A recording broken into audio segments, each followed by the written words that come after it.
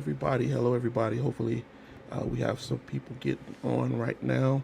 Started a little bit late, maybe like 2 or 3 minutes late, but I wanted to uh, greet everybody who's on here today, joining us for this live session. I'm going to give a few moments um, to see everyone else who's trying to join us um, as we get ready to go into this lesson.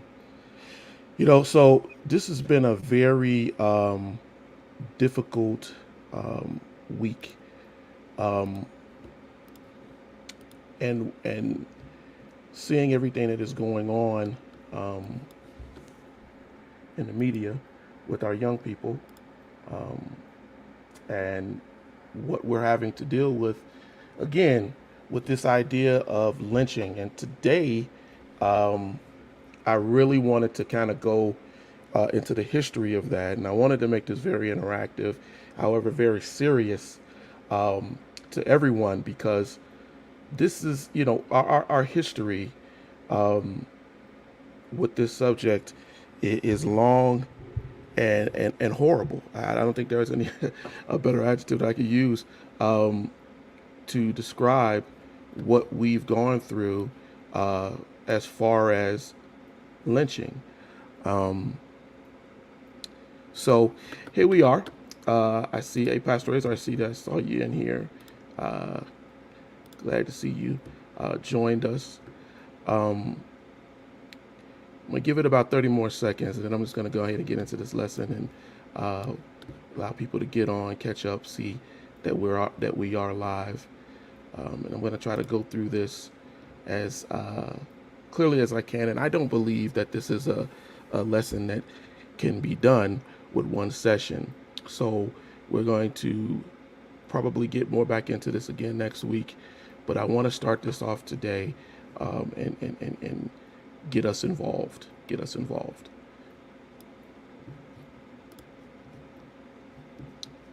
Come on, come on, come on. Facebook people, friends. My sons this time are not going to join me because, as I said, I wanted this to really be a lesson today. They will be watching, but uncharacteristically over the last couple episodes, they won't actually be on. But that's okay. All right. I'm not going to belabor this any longer. We're going to go ahead and get into this. So today's subject topic, what we're going to talk about is lynching, and we're going to talk about lynching and how it has affected us and kind of the reasons why, right? And why is this? A couple of days ago, I put out a post on my personal page, and I put out a post on the Erudtion page asking individuals what is their understanding of lynching. And different individuals came on, and they all gave me their thoughts and what they thought that it meant. And what I found from that was the idea that a lot of people have differing opinions on what lynching is and how it affects us and has affected our society. We're going to get into this, and I'm going to start this presentation, and I'm going to do it by showing some of the responses that people gave me. One person said it's a deformation of an individual character through unwarranted, unjustified motives that result in death. All lynchings are physical with a rope. Another said that is to publicly kill or dismantle a person, usually of African descent. Someone else said the killing of a person without accusation, false accusation, or accusation without due process due to the perpetrator believing themselves superior to the victim, usually with a racial or philosophical bias, looking to kill with hate or without a purpose, public killing by a mob, killing to make an example of a person and make a statement like a head on a pike or body hanging from a tree. Killing African Americans because it is racist, someone just said it clearly as how they felt. Or murder of African Americans, period. When I looked at these responses, I I saw that a majority. There were some that were intermixed. That, in other words, there were whites and blacks who answered that question, but a lot of people didn't answer it because I do believe that I wanted a definition that was not by dictionary. I wanted a definition that was your thoughts on it. When we look at the situations that we have seen with George Floyd, with the Toledo case that we just saw with the young boy being killed, when we see Tamir Rice, and when we see any of these, Breonna Taylor, any of these police style killings, I wanted to know if how people saw that. Do you see that as lynching? Do you see that as something that is of a form of lynching, even though a police officer was doing it, a person who was given lawful authority to commit and to use a firearm in public? And so a lot of this, when you look at these answers, it doesn't go and try to distinguish between if it was an officer, if it whatever. It's just a killing. And you see killing a lot throughout this entire list of answers. So it answers the question, what is lynching? How do we see lynching? I wanted to go through somewhat of a timeline. That's what my next slide is. If you were to look and to see through history, through our recent history, and I wanted to try to stay out of what is considered to be, what should I say, what is known. So I wasn't going to do the Emmett Tills, and I wasn't going to. I wanted to kind of look at the things that we hear about, but we really don't really know, or has happened within recent times, but is not really talked about. And so I gave a couple of situations or things that I thought show the reasons why people are lynched. I'm not going to go specifically into each one of these right now because as we go through this lesson, whatever part we're going to get into these, but I'll give you the brief summary. The first is the People's Grocery. In 1892 in Memphis, Tennessee, black man who owned the store and was competing with a white man across the street. Two young boys were fighting in front of his store playing a game of marbles, it is believed. And whites and blacks had a confrontation because some of the store operators went in and actually tried to break up the fight because the black young boy was being beaten by whites in the street. When this happened, a small racial confrontation happened, but the other store owner, being jealous of the black business, came back with an officer the next day and instigated a fight. He pulled his gun and pistol whipped, or attempted to pistol whip, one of the workers at the store. When the gun was pulled out of his hand and the man was hit with it, shots were fired. The whites ran away and came back again the evening after that and basically shot up the store. The blacks returned fire. And anyway, what happened with the People's Grocery is that when they could not get them out, the black people turned themselves over because they said they did not know that these were officers who had came. So they all allowed themselves to be in prison. They were pulled out of that jail. And this picture that you see, the drawn picture that was illustrated by the press at the time, they pulled these men out to a railroad track and they lynched them. They shot them to death multiple times and they lynched them. That's the People's Grocery. Robert Charles's case in New Orleans was a black man. It sounds so familiar to where we are today, who happened to be in a white neighborhood or a mulatto neighborhood. And two officers came and asked him and his friends, "What are you doing here?" One of them saw that Robert stood up and took it as a sign of aggression, and they got into a tussle. The officer pulled out his gun and shot Robert in the leg. Robert pulled out a gun and then he shot the cop and wounded him. He fled. Cops later, getting information, went and tracked Robert down, and he approached his hideout, or his house, they called it his hideout, with a mob. Robert returned fire, and in the end, he wound up killing 8 to 9 people and wounding 27. In trying to escape, Robert was fatally wounded, and then they grabbed him out and they stabbed, cut, beat, burned his body in retaliation. Jesse Washington in Waco, Texas, burned in front of 16,000 people for 2 hours because he was accused of having killed a young white girl. Whether Jesse Washington committed the crime or not, what they did to him was atrocious, was horrible. But when you really think of the amount of people, as you look at these pictures and you see 16,000 people showed up for Jesse Washington's lynching at a time before television, before major electronic media.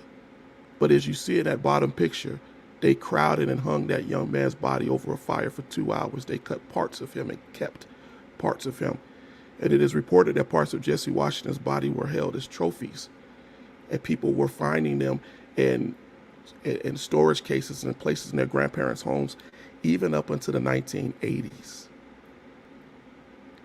Michael Donald, hung in Mobile, Alabama by the KKK, is a more modern time killing and believed to be one of the last recognized, I will repeat, recognized lynchings in the United States.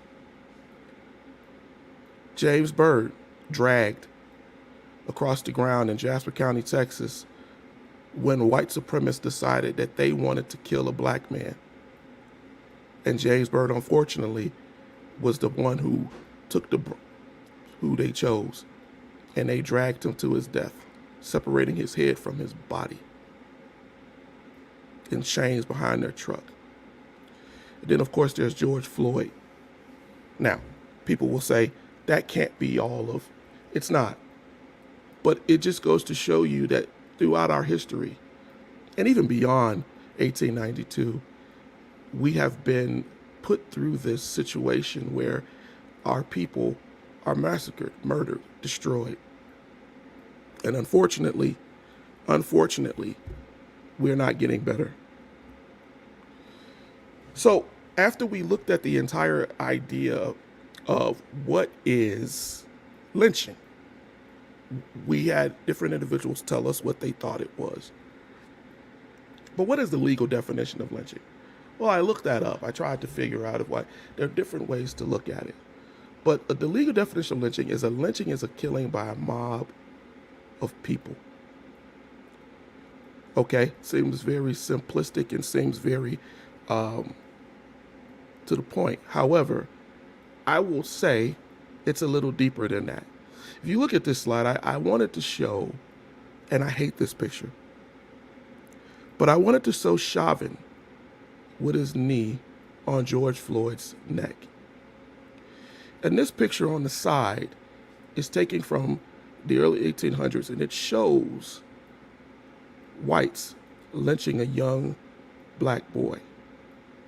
But what is disturbing to me with this picture was when I pulled it and I looked at it, and when I initially saw the George Floyd case, I thought about this picture.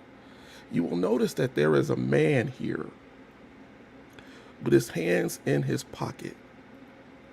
He's sitting here with his hands in his pocket, and he has no care for what is happening to this boy.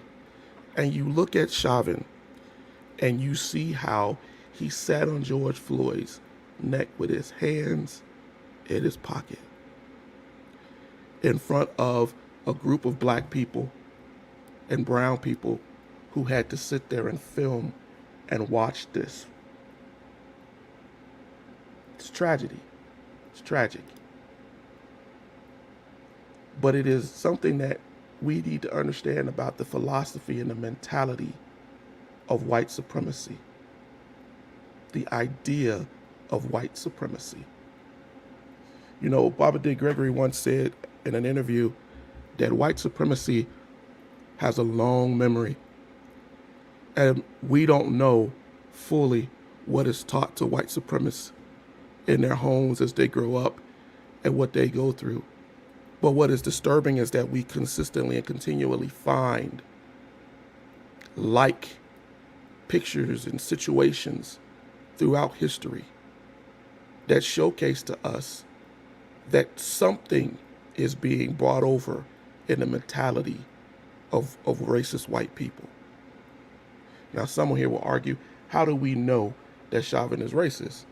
How do we know Chauvin is racist? And then I go back and I look at this picture. But I digress. Getting to what my other part of that slide says, I point out, I had a conversation with my nephew recently, and I asked him this question, and he gave me an answer pretty much close to what others said. Well, Uncle, it is, lynching is killing someone to send a message.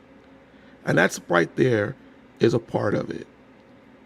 There's a message being sent in this picture that is kept in history books, and in this picture of Chauvin that went all over the media. There is a message. Don't do what this person did. The other part of that is the denial of human rights, habeas corpus, fair arrest, treatment to a trial, treatment under American law. When you lynch a person in a mob, there is no desire, no point, no wanting to allow a fair trial.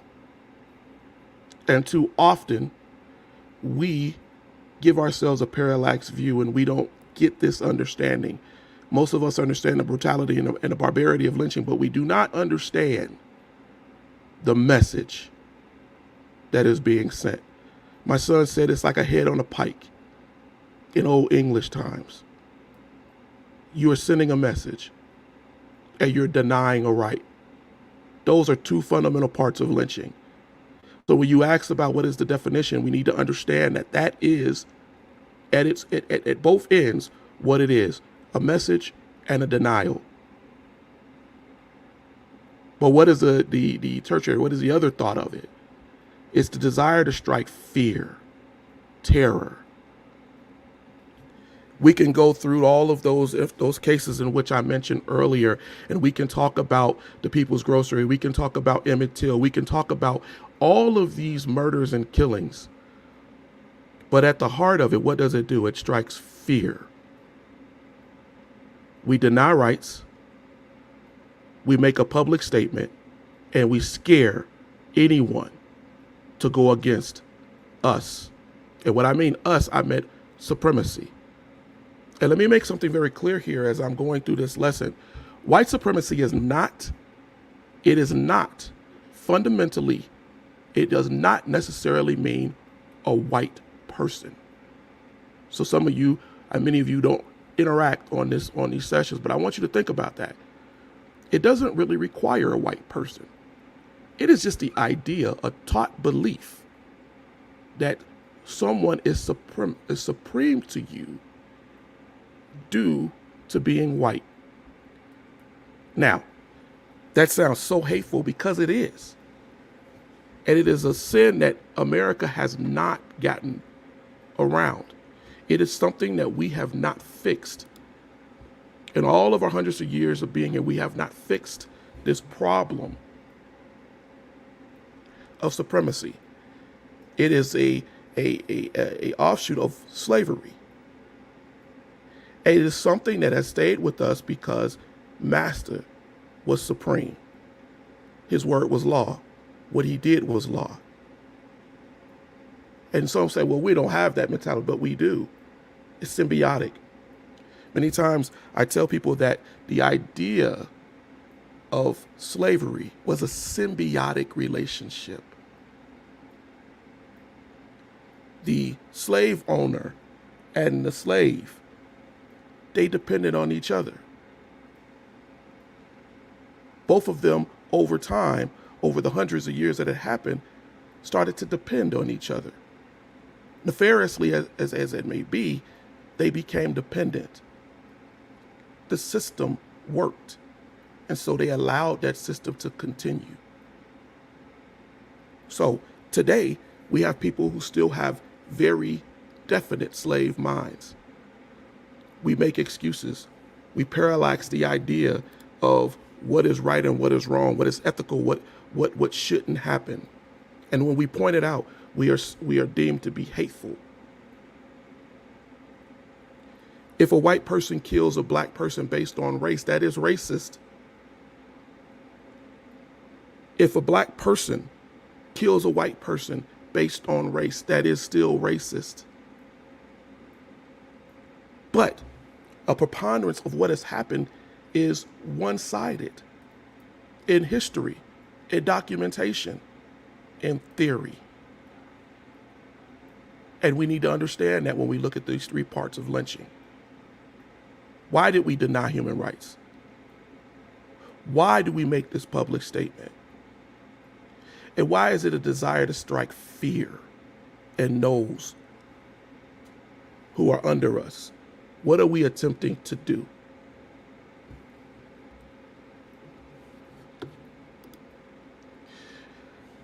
I do a lot of reading extensively, and one of the things that I quote a lot in this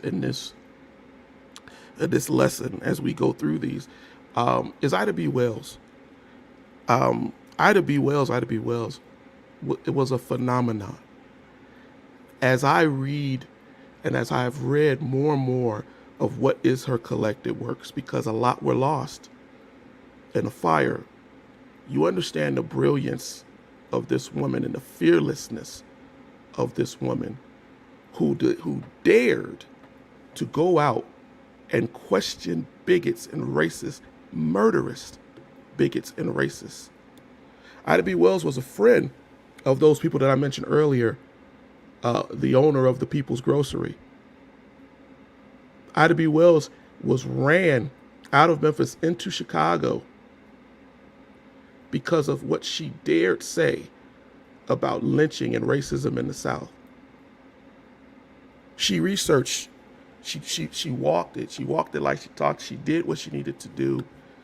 And when I was thinking about what defines lynching, I took her idea. It is not the creature of an hour.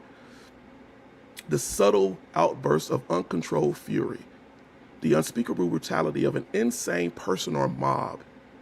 It represents the cool, calculating deliberation of intelligent people who openly avow that there is an unwritten law that justifies them in putting human beings to death without compliant under oath, without trial, without jury, without opportunity, and to make defense, and without the right of an appeal. So, as I sit on here and I say that men like Chauvin lynched someone, when I say that cops who pull out their guns and they shoot without thought, I may be wrong in that. And so we have to think about the idea of someone being, and that's why I love that part, the cool, calculating deliberation of intelligent people who openly avow that there is an unwritten law. When we see officers start blacks and they pull their guns, or blacks and browns or people of color, and they shoot, who's taught them that unwritten law? Society, the media, our movies, our films, our songs, even the ones that we enjoy, in which the cop in the Dirty Harry movie, the cop in the Lethal Weapon, the cop in whatever movie, that black thug, that drug dealer, that pimp, that thug, we shoot. And that makes it right. That makes it right. And these people are brought up in the same society that we are. when they say that I fear for my life. I had fear for my life. And don't think about the fact that the other person should have had fear for their lives. That people run out of fear, that they fight out of fear. But what makes it that blacks and browns and yellows are killed unduly comparatively to whites? I'm asking that question to you all for the few who are out here who are on the program. I'm opening that up to you. What is your thoughts? What makes them feel that they have that, as Ida said, unwritten law? What is your opinion? Anyone?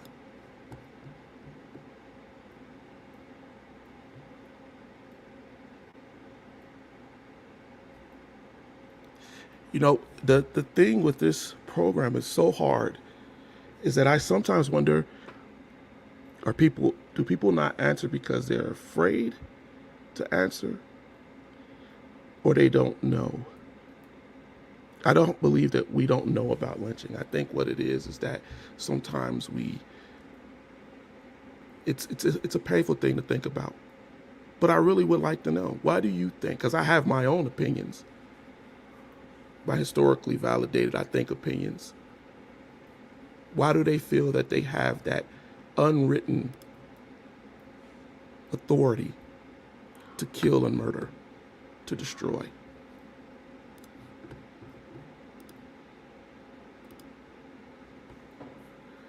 Ida knew it back in the early 1800s and the 1900s. She knew it. Why don't we seem to know it? I'm going to give you what I believe, since we're not getting any takers to that question. I believe like she believed. There are a couple of reasons. Ida was fearless, as I said, in seeking out reasons for lynching. But given that time, here are a few conclusions that she gave, and I'm going to go a little bit deeper into those.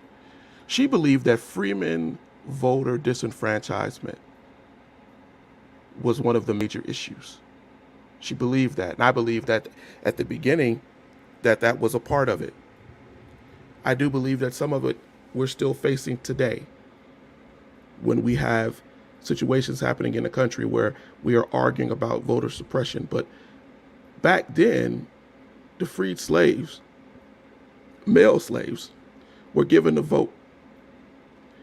And one thing that is not discussed in a lot of our children's history books, and a lot of us were not taught, we're always taught about the abolitionist, that the abolitionist came out and they wanted blacks to be freed. That is absolutely true.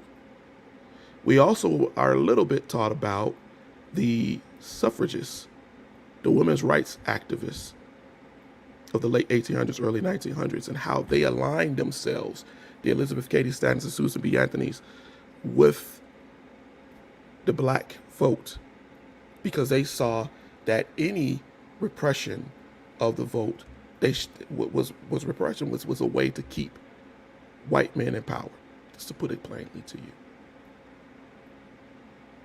And so for a long time, they were with us throughout the Civil War, before the Civil War.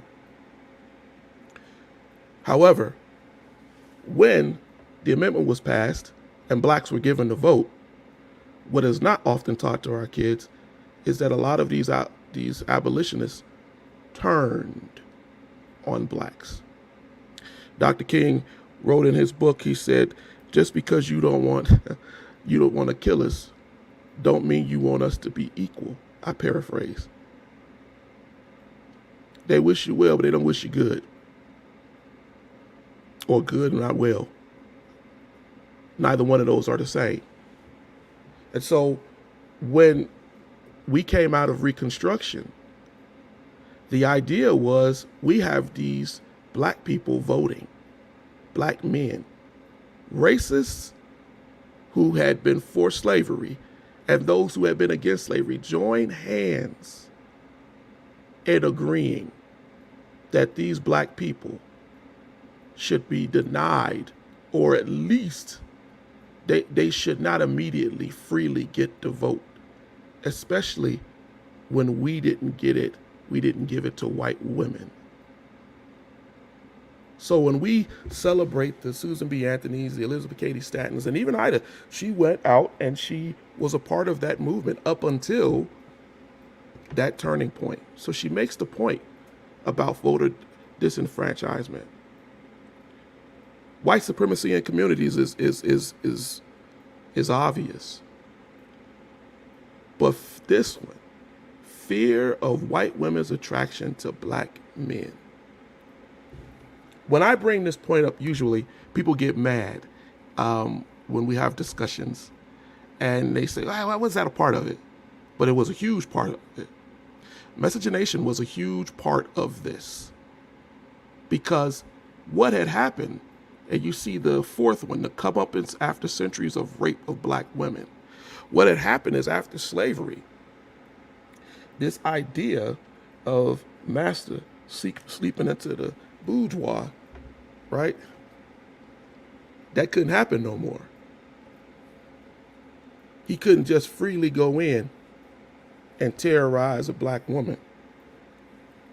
But he knew that that black woman was telling her husband, her lover, her boyfriend, the things that these white people, this white man would say to her, or the things he couldn't get out of his head after slavery. So we don't talk about that.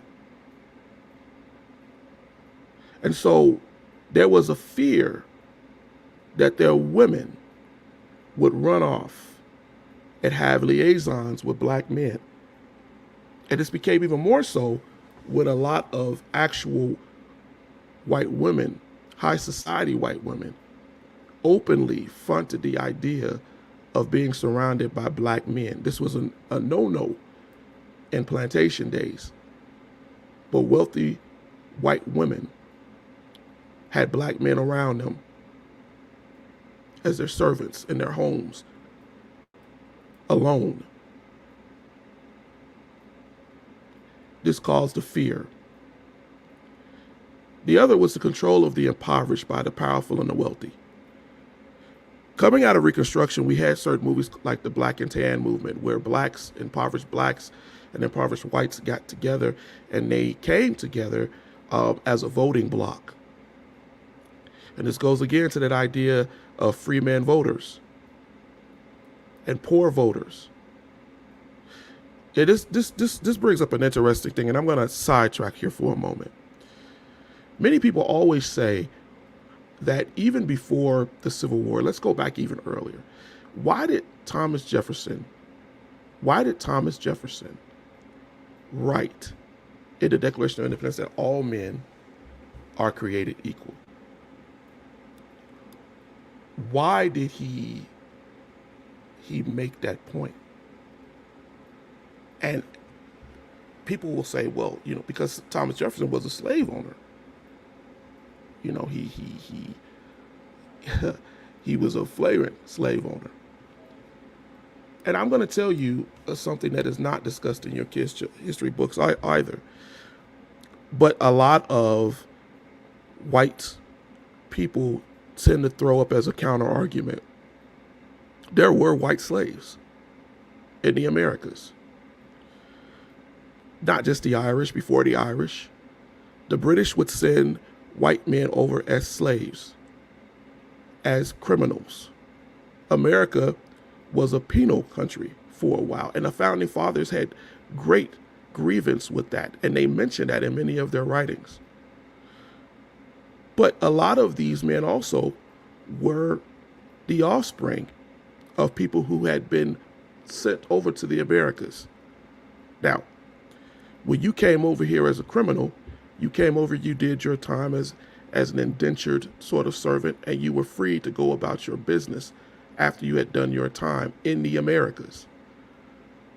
So when Jefferson makes that claim, what he's really saying is that all men, as he sees it, are created equal, and they are given these rights. Never did he mean that it was us the black and the brown. That is an important point to think about when we think about the abolitionists who turned against us after the Civil War. Because before there was white supremacy, there was Anglo-Saxon belief. And the belief was that the Anglo-Saxon was superior to the Negroid. And I hate to use that term, but that is the truth.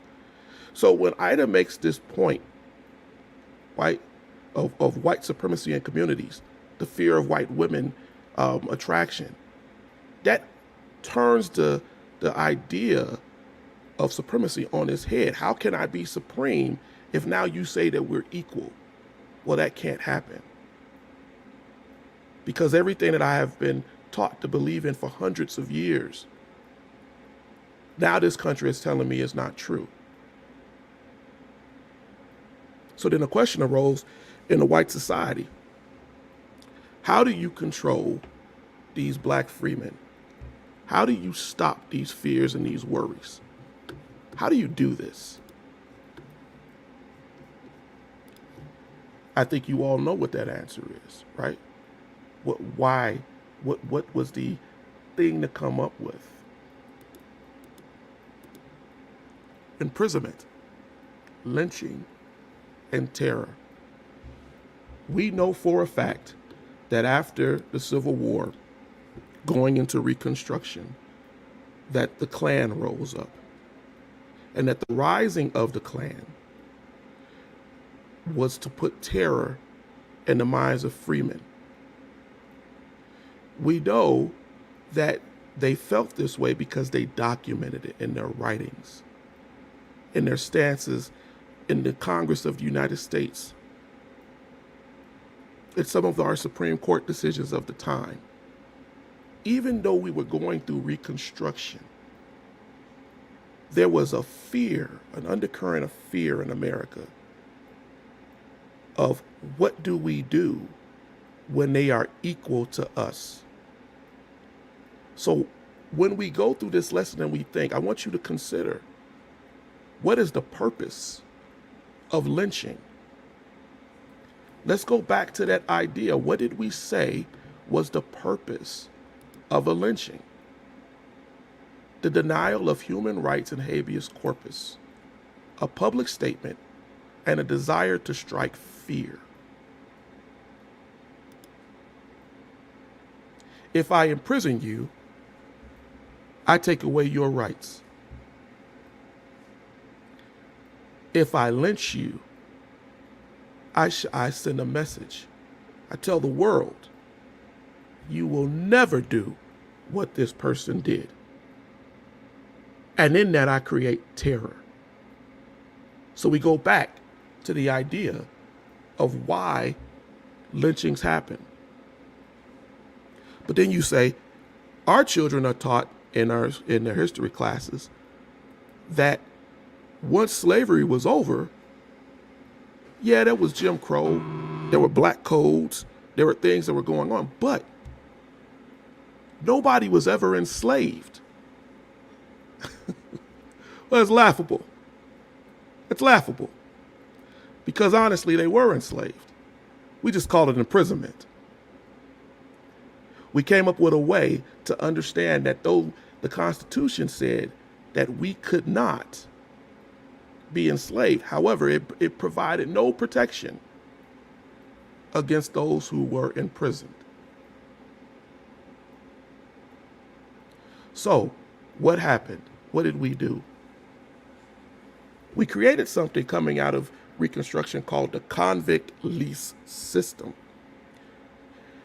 I've looked through several history books that my children have, and nowhere in those lessons do I come up with the idea or even the real full understanding of the convict lease system. I challenge to ask some of you all out here who are joining us live, have you ever heard of it? Has anybody, can you remember from being in school, can you tell me something other than what's on my screen about the convict lease system?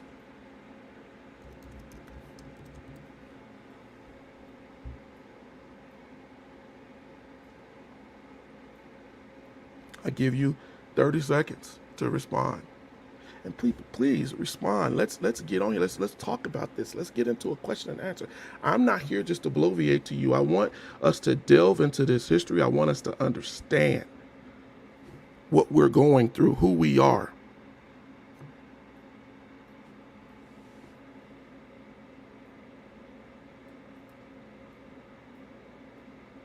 Well, I guess I'll catch people on the rebroadcast or those who watch it after the recording.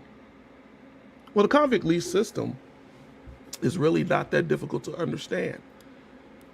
Right after slavery was ended, racist, bigoted Southern whites wanted to find some way to continue supremacy and the idea of controlling blacks. The country was made at the hand and back and body of black people. This is not to put guilt on anyone that's white. That is a reality.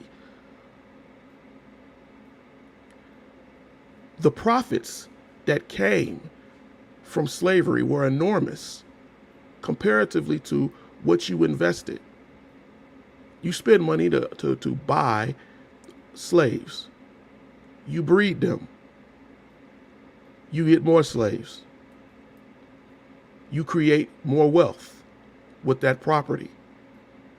They work until they can't work anymore. But at that time, they may have bred you 10, 15 different children that because of the chattel system, you now own and can trade.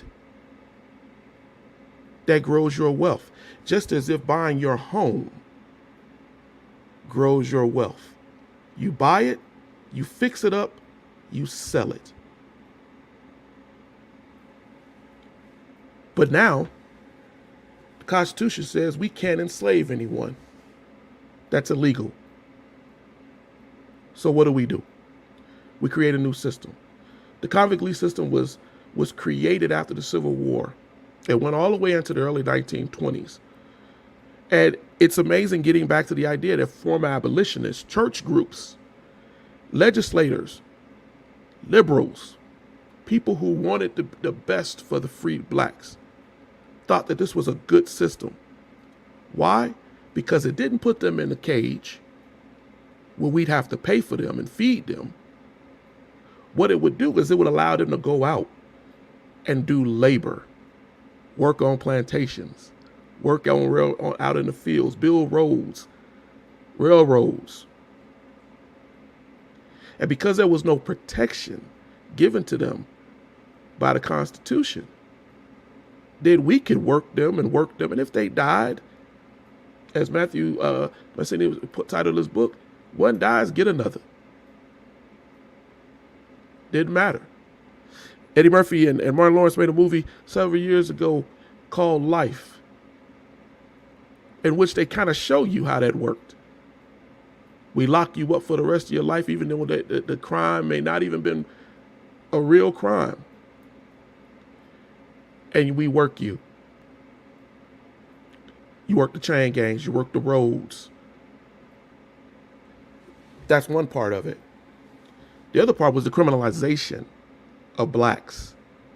See, before the end of slavery, blacks were always seen as, you got to keep them in order, but they were on plantations and they were beaten and they were held down and they couldn't do too many things because of the system. But now they were free.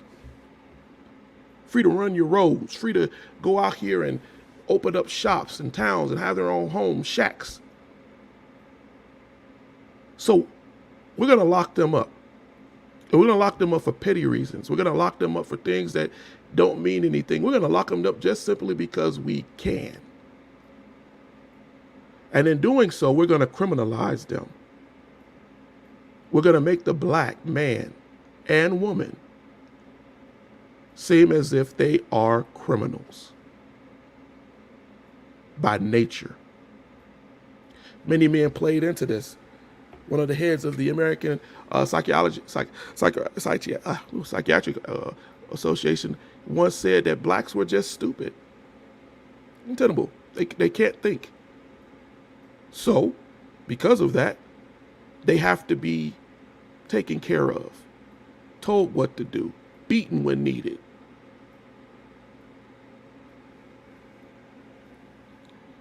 Different books were written, Sociology of the South, Menace to Society. Different writers wrote about how to deal with the Negro problem, because that's what they called it. And thus criminalization grew. And then you ask why? Money. We work them, we imprison them, and we make money.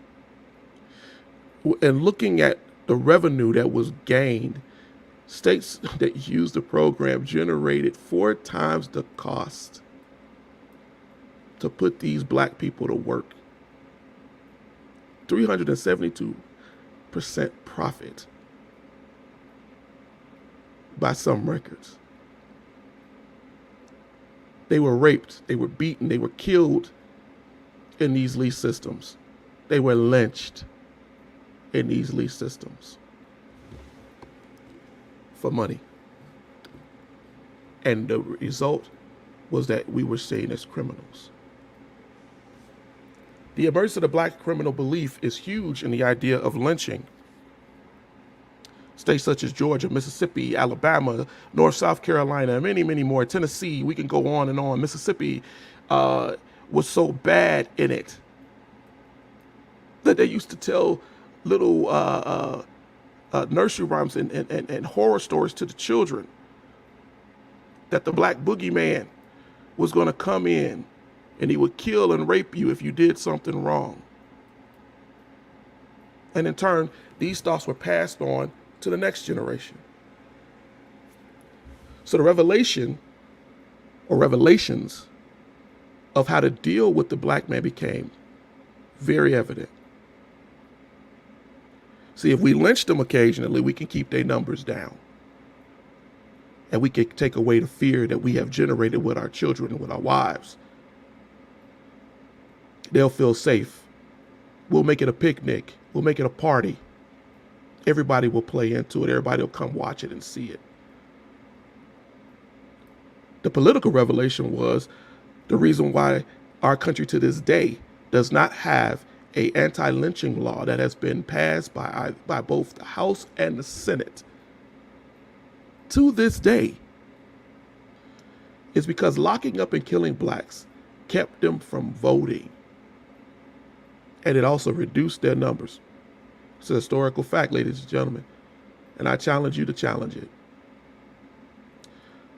Psychologically,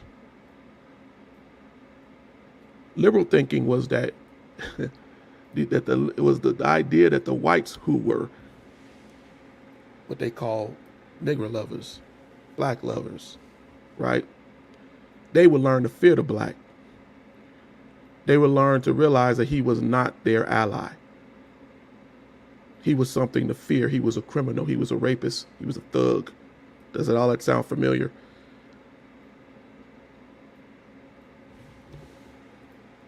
Criminality and black imprisonment helped to push the idea of lynching, to grow it. When we get into the idea of what is the lynch law, because there is a lynch law, that came out well before the Civil War, at the beginning of this country. And what it was really about was horse thievery, property stealing. The idea of you stealing my property, be it slave, be it horse, be it whatever, would allow me and a group of others to go out and enforce basically our summary punishment on those who stole or did something to us. And they passed that. But why did it become a part of the black collective? Is because once freed, as we just said, we had to have some way to control that black man. Now, I'm not talking anything that many of us don't know, but I'm trying to give you the facts and the reality of that.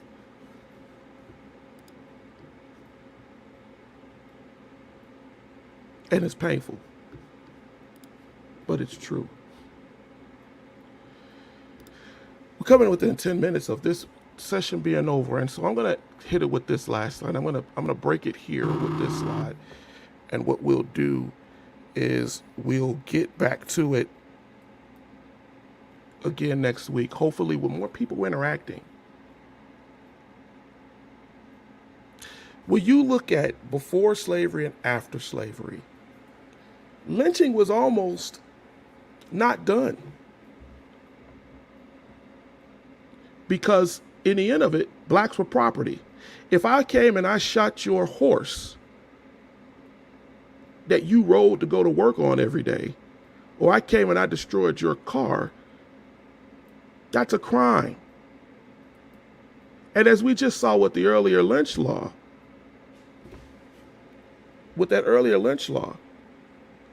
to stop thievery, to stop people.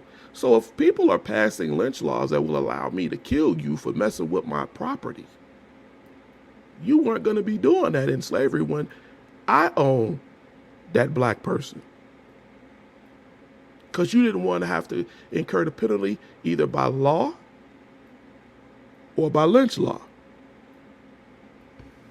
So, what happened? Well, the end of the Civil War.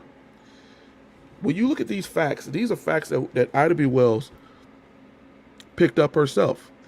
You look that from a 10-year period, a Chicago Tribune ran articles on this from 1882 to 1891. Look at the increase of lynching. For 10 years, between 1885 and 1888, it seemed to peak out at 70 or so a year, just about 70, 75 a year. Then in 1889, 1890, and 1891, all hell broke loose. And you ask yourself, well, why is that? What was going on that it should break loose like that? The failure of Reconstruction. The failure of Reconstruction. When the compromise was struck to end Reconstruction, what wound up happening was that the Klan, who had been killed, basically put down, was no more. They didn't have any body challenging them. These states where blacks and whites had tried to live together and forge a different relationship, they changed overnight. No longer did I want these negroids, as they claimed, as they called them, in our midst. We're tired of this equal, because a lot of them were doing better. Statistics from Reconstruction show that black freedmen were doing better at farming, were doing better in shopkeeping businesses. We talked about the People's Grocery. And why was that? Well, it was because many of them, when they were slaves, they ran these functions for their master. So when they left from being slaves, they took all of those skills with them.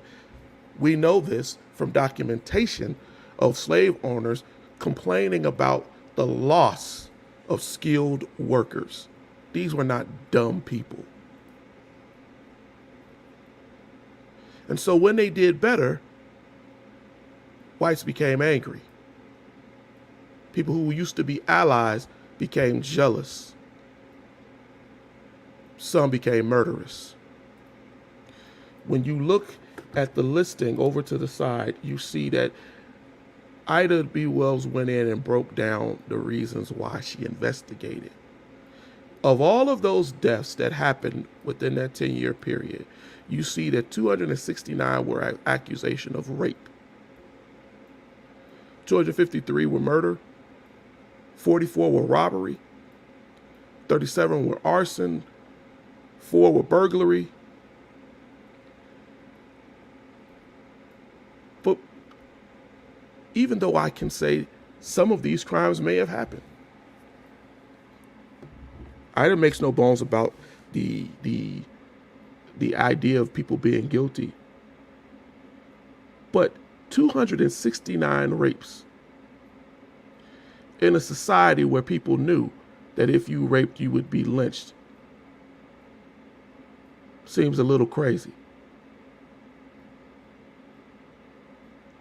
And it comes back to the idea of the comeuppance, the idea of white women. One of the reasons why Ida B. Wells had to flee Memphis was because she dared talk about the attraction that white women had for black men. And when found out, overwhelmingly, these men were called rapists. 27 were listed as downright racial prejudice, bigots just wanting to go out there and kill.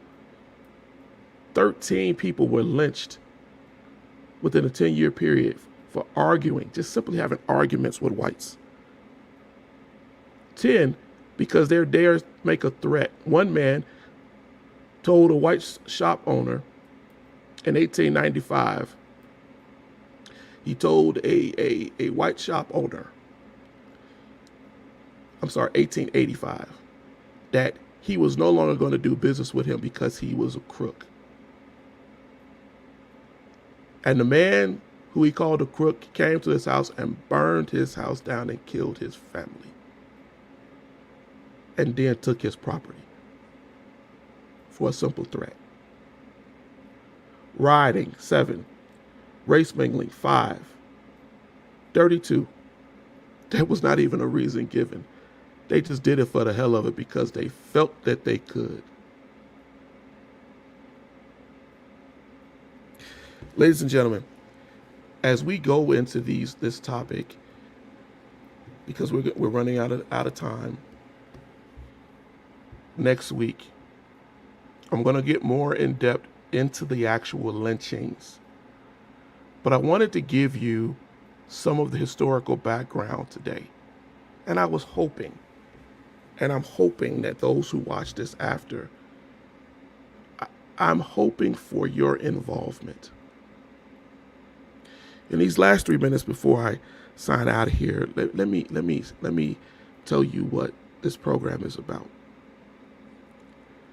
For many years, I have sat and tried to teach individually to different individuals in my life, but we need teaching. We need you, and maybe Saturday is a bad day, and I've thought about that, but we need to get out here and we need to engage. We need to engage our young people. This interactive session is for that. It's not for me to sit here and bloviate to you. I want us to talk about history. When I talk to young people, they tell me all the time what they are not exposed to, what they're not given. And a lot of us, we don't know as much as we would like to know, adults. When we do this program, please engage, ask questions. If you watch the replay, ask questions. I promise you, I will always answer questions. I will always give you sources. That is what erudition is about. But what I want right now is for us to be a little bit more interactive. This is a heavy topic, and I knew that it would be difficult to get many to talk about it. But I wanted to lay out the background and the history of why before we get into what has been done. Before we get into the horrific pictures that are often shown when we talk about lynching. I want to get into the things that I know that is not shown to our children. Our children are shown those pictures of lynching. Why? Because a lot of the people who have created these school books for many years are proponents of a message, sending that message. That's why those pictures and the postcards that we'll get into next week have been sent out for decades still, even when the Postal Service refused to send them out anymore. That's why there are hundreds and hundreds of thousands of pictures out here. Some at the Library of Congress, some that other countries have, that show the barbarity of murder in America and blow the numbers of the 3,000 to 5,000 that are suggested in history out of the water. Our children are still dealing with the ramifications of lynching, the lynching mentality, a country that will not outlaw it fully. We're seeing young black kids shot in the street. We're seeing old and young black people still killed because of that unwritten idea that you have the right, as Ida B. Wells said, the unwritten law that justifies them putting human beings to death without complaint or under oath, without trial or jury.